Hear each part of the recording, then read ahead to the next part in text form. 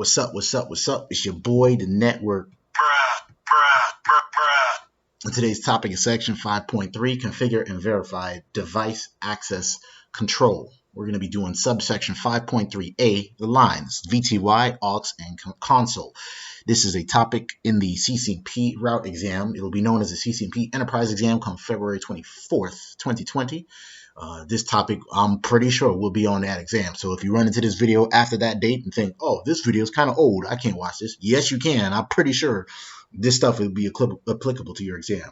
Let's go ahead and take a look at the exam blueprint, see where we came from and where we're headed. Hashtag lab every day. Make sure you do that. Lab every day. Shout out to labeveryday.com. All right, this is the exam blueprint implementing Cisco IP routing. It's known as it's exam code 300-101. Again, this will be known as the CCNP Enterprise exam. That exam code will also change. We just wrapped up the section. We did the AAA section right here. Today we are going to configure and verify device access control. So yes, we're going to be doing a little bit hands-on today. Well, we did hands-on in this one as well. And then we're going to move on to management plane protection. So configuring and verifying device access control. Why do we need to do this? Well, we just don't want nobody to just be jumping on our, devices all willy-nilly. We have several ways to access our devices. We have the VTY lines, which is also known as the virtual teletype. There's also the auxiliary line and also the console line. Console is when you just pretty much are local to the device and you console into. That's why they say we console into the device, because you're actually right by the device and you're physically there and plugging into it. I have my hardware we've got fired up, and we're going to do some hardware today. So we're not going to be doing Boston, we're not going to be doing packet tracer, GNS3, or any kind of simulators. We're going to be using some real hardware in this video. So again, there are three types of lines on Cisco routers, right? We got the VTY lines. It's virtual lines that allow SSH or telnet access to the device. What's the difference? Well, it's also known as virtual teletype. I didn't know that. But that's what VTY stands for.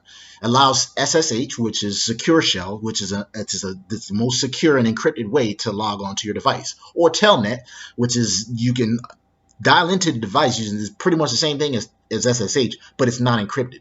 So that's why it's more secure to use SSH. Auxiliary. This provides CLI access via an auxiliary cable. Now, I don't have an auxiliary cable, but I do have a rollover cable that's plugged up to a USB, and I'll show you what that is. Actually, I'll do this with my cell phone. And we can still log on to the device through the auxiliary port. However, we don't have an auxiliary modem. That's used for dial-in access, so for like back in the day. But I'm not going to be able to demonstrate that, but we will be able to use the auxiliary port using the same cable. CON, which is the console, provides CLI access via the console cable. That is pretty much the blue cable, and again, I'll show you what that is. These are the ways you configure it: line console 0, or line con 0 for short. You do line for the VTY lines, or virtual lines, is line VTY. Some CCNA fundamentals, by the way. I'm pretty sure you know what these are, but this is on the exam, so you need to know how to do this, and at least need to have some sort of knowledge on it. So the VTY lines is line 0. Now, some routers have about 15 lines, right? Some, as in this case, by default has 4 lines. My Cisco router is a more, I wouldn't say advanced, but it is a newer one. It's a 1921 router. I believe, I don't know if these are end of life yet, but you'll see. Well, I'll question mark and I'll show you how many lines it has. Last one is, this is how you pretty much do an auxiliary line, auxiliary, and then 0. The console line is a console port. It's just like this right here, and I'll show you again with my. But it looks like I have this port right here, and it says console, and it's in light blue, matches the console cable. Here's the cable right here. See, it's the same color, right? On the router, it will appear in a router configuration as line con 0, as we just mentioned, and also the output of a show line command as the CTY. So when we do show line, that's a verification command. You'll see that it'll say CTY. That'll let you know that's the console cable. Now, this console port is mostly used for local system access. So like if you're right beside the device and you can plug into it. The CTY is the port where you configure a router when it is brand new, before it has any configuration of the IP address. So before you deploy it out to any other site, you console into the device. I used to wonder, before I was new to all of this, I'm like, how, just bought my stuff from certification kits, and I'm like, how do you get into this? How do you get into it? And I was reading information. Oh, you got to plug it into the console cable, and you got to have, well, pretty sure you know how to get into it. But anyways, you have to have some sort of terminal access to it, like putty or solar putty or what's the other one? Use it all the time at work. Secure CRT. A console port is the serial port, so have the laptop with or PC with serial. I'm not gonna read all this to y'all. You gotta have a roller cable, DB9, RJ45 adapters. Most computers nowadays don't have a serial port, so you gotta have to have a USB to serial, just like this right here, this little white one. See, this is the serial line. The other end is USB, so you can plug into it to your computer. Most computers nowadays have a USB port. Again, line console 0 is how you console into your device. It'll look like just like this, and I'll show y'all again. VTY line is a virtual terminal line, so if you can't access the device physically, you can virtually log on to the device using VTY lines. Now, this is what we use to log onto it via SSH and allowing Telnet. We use our VTY lines to do that. It's used solely to control the inbound Telnet communication, or SSH. I guess I must have forgot that part.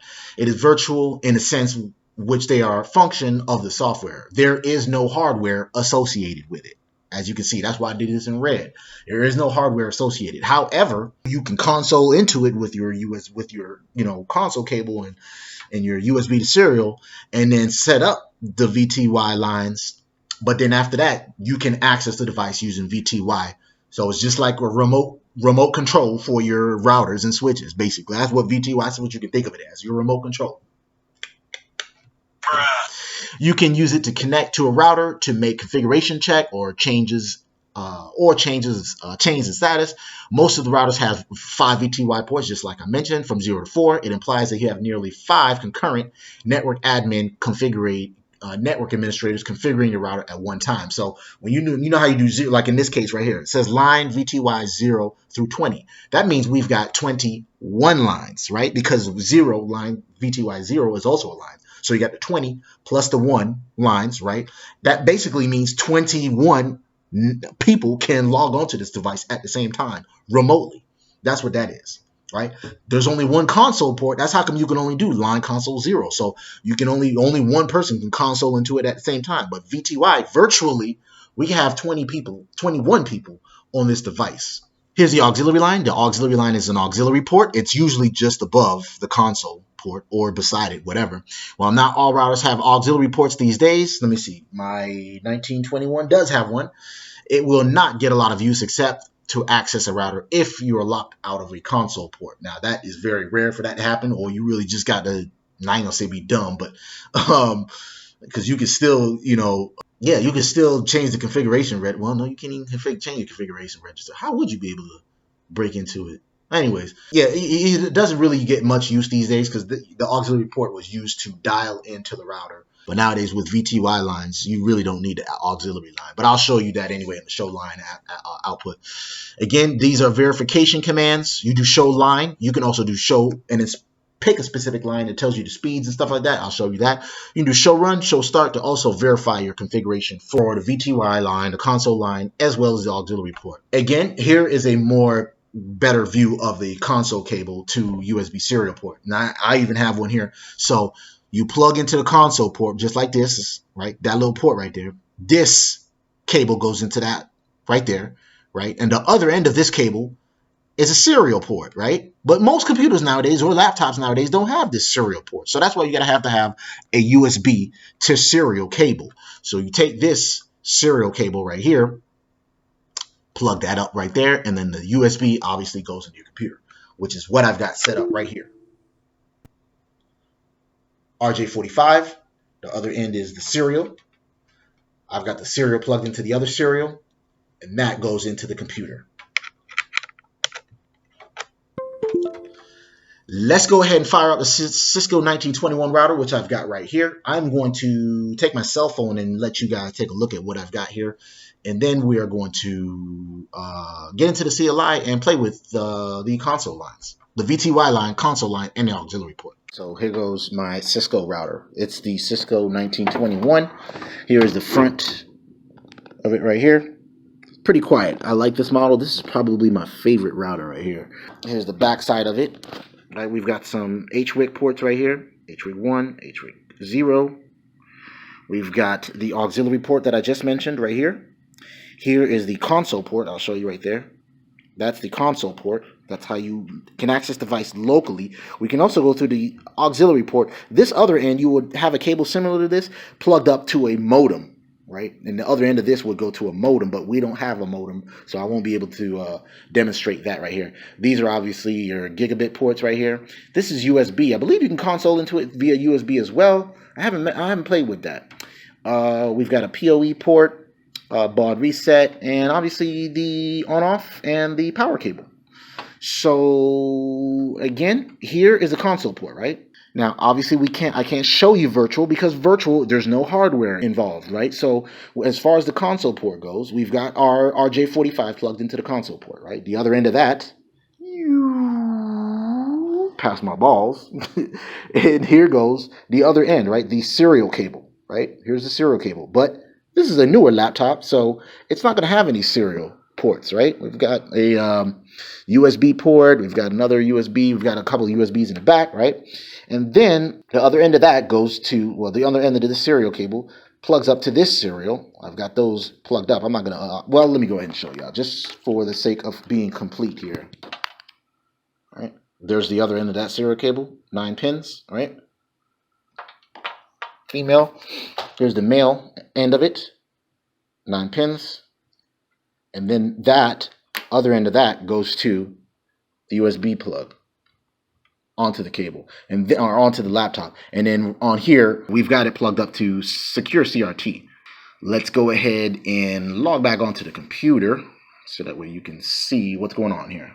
All right, right now we are consoled into router 1. If we go to enable mode, as you can see, I set up a password here. So that password is just Cisco. And we can verify that information with show run again, right? Like we just said. Here's the line console 0, right? Didn't we set it up? Could have sworn I set it up. Oh, my bad. That's the enable password. That's the enable password. Where's that at? Huh. There it is. Yeah, so that's that. That's that. Now we can set a password for the console cable if we want by doing, just go to global config mode, line, console. Again, this is CCNA fundamentals, but we're doing it anyway just to play with it. Console 0. We can say password is, let's say the password is balls. That's today's theme today, all right? Just so I can remember it. We also got to put in the login to check for login, right? So now if I get out of this, we're just configuring the console line, right? Get out of this, right? So now if I unplug it, right, I'm pushing enter, nothing's happening, right? So now I'm plugging it back up. I push enter, and now it's asking me for a password. What was the password? That's right, balls. BALLS, and now we're logged on to it, but we're not on, we're in user exec mode, right? Let's say we want to go to enable mode. We got to put the enable password, right? Enable, and it's Cisco. So now we're back into privileged exec mode. What else could we do? So we went over to the console port, right? We could also verify, not only would just show run, we can do show line. Now this is one that is rarely used. Not even gonna say it's rarely used, but it's not really taught very often. But if you want to know all of this stuff right here, so yeah, if we do a show line, and we have these, we have this when we do show line, right? This is for all of those lines here. We've got the first, this star right here tells you which one is active, right? Let me show you what all of these mean, right? So this first line, this first row, I means the line is idle, star means the line is active. TTY is the actual line number. So in this case, we are on the auxiliary port, and that's what I'm plugged into right now.